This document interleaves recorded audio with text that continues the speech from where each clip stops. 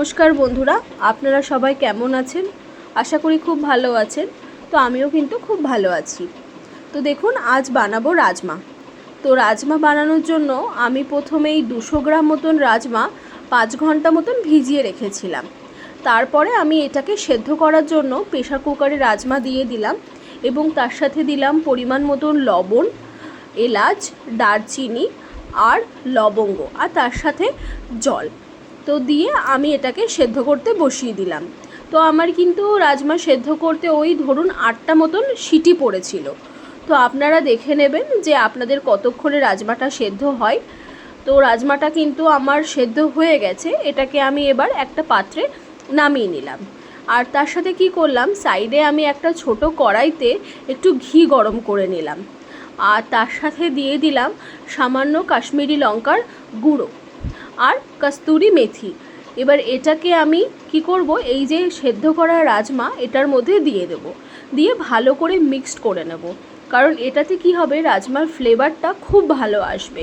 তো আমি এটা ভালো করে মিক্সড করে ঢেকে রাখলাম।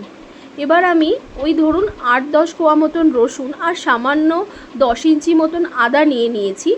আর তার সাথে কড়াইতে একটু তেল গরম করে নিলাম আর ঘি দিয়ে দিলাম। তো ঘিটা আপনারা দিতেও পারেন, নাও পারেন, এটা অপশানাল। এবার তেল আর ঘিটা গরম হয়ে এলে আমি ওই মিডিয়াম সাইজের হাফ পেঁয়াজ কুচি করে নিয়েছিলাম। এবার এটাকে আমি কড়াইতে দিয়ে দিলাম। আর বাদ বাকি হাফটুকানি আমি কিন্তু গ্রেট করে নিয়েছিলাম কিংবা বেটে নিয়েছিলাম। তো এবার আমি এটাকেও দিয়ে দিলাম, দিয়ে এই দুটোকে আমি নাড়তে থাকলাম যতক্ষণ না পর্যন্ত এটা ব্রাউন হয়ে এলো। তো এবার এটা নাড়া হয়ে গেল। এবার আমি বড় সাইজের হাফ টমেটো এর মধ্যে দিয়ে দিলাম, দিয়ে তার মধ্যে আদা আর রসুনের পেস্টটাও দিয়ে দিলাম। এবার এটাকে ভালো করে আমি নাড়তে থাকলাম যতক্ষণ না পর্যন্ত এর কাঁচা যে স্মেলটা হয় সেটা না চলে যায়।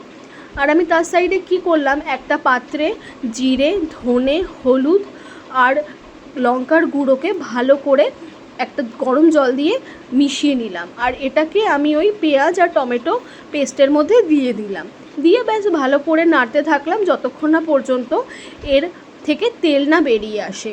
এবার আমি মোটামুটি ওই ধরে নিন 10 মিনিট কি 15 মিনিট মতন এটাকে নেড়েছিলাম। এবার এটার থেকে তেলটা বেরিয়ে এলে আমি এর মধ্যে ধনে পাতা আর কাঁচা লঙ্কা কুচি দিয়ে দিয়েছিলাম। কাঁচা লঙ্কা কুচিটা কিন্তু অবশ্যই দিতে হবে, কারণ এটাতে কিন্তু গন্ধ এবং টেস্ট দুটোই কিন্তু বেশ ভালো বেরোবে। এবার কি করব, রাজমাটাকে যেটা সেদ্ধ করে রেখেছিলাম সেটাকে দিয়ে দেবো এই মশলার মধ্যে এবং দুটোকে ভালো করে মেশাতে থাকবো। দেখুন মশলাটা আস্তে আস্তে কিন্তু রাজমার গায়ে লেগে আসছে। তো এবার মশলাটা পুরোপুরি রাজমার গায়ে লেগে গেলে আমরা কি করব, এর মধ্যে পরিমাণ মতন জল দিয়ে দেব।